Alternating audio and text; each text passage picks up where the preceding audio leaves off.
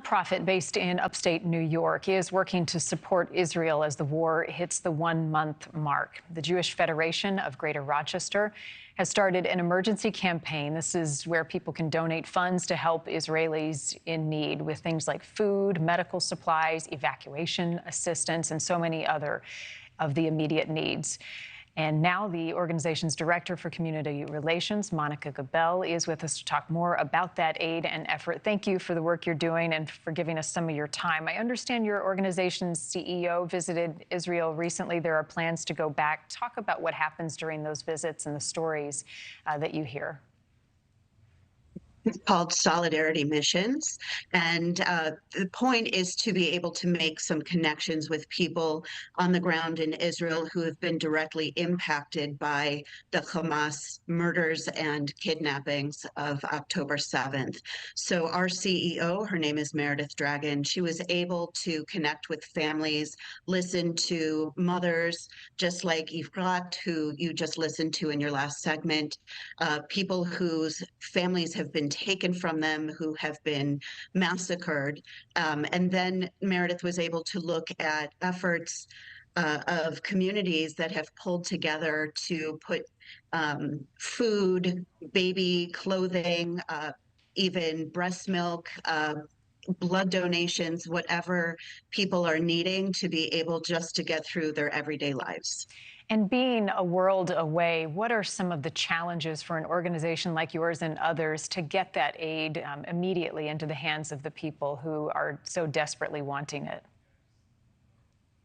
Well, I think the first and foremost obstacle we see is that there's such pushback against Israel as a place. And what people aren't really understanding is that you cannot confuse a government and its people. And so just as we begin an information campaign, we often find that there's incredible pushback because people don't seem to understand the history of this place. They don't understand the history of Israel. They don't understand the history between Israel and Gaza and Hamas.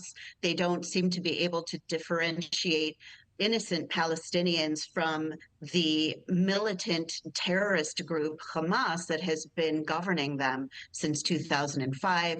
And because there is so much disinformation out there, I think that is one of the obstacles that we're seeing in trying to get support for Israel. Of course, then we have to recognize that Rochester, New York is not the only city where a federation is raising money for Israel. Most federations in major cities across the United States and even in Canada have united efforts to raise funds for Israel. So difficult to raise funds, particularly where you are. And have you also dealt with anti-Semitism amongst your own group and some of the concerns and threats that entails? Well, yes. I mean, we're lucky. We're very fortunate that Rochester has an incredible base of like-minded people who believe in humanitarian causes. And so Rochester has actually been quite lucky in fundraising for Israel. Of course, we could always use more help, and Israel could use more help. But Rochester is among the cities that has quite fortunately been able to donate a lot of money to Israel at this time. Unfortunately, yes, on the ground in Rochester, we are seeing a lot of anti-Semitism, and not just in city streets where we find marches and rallies, but we're also seeing it on college campuses. We're seeing it on high school campuses.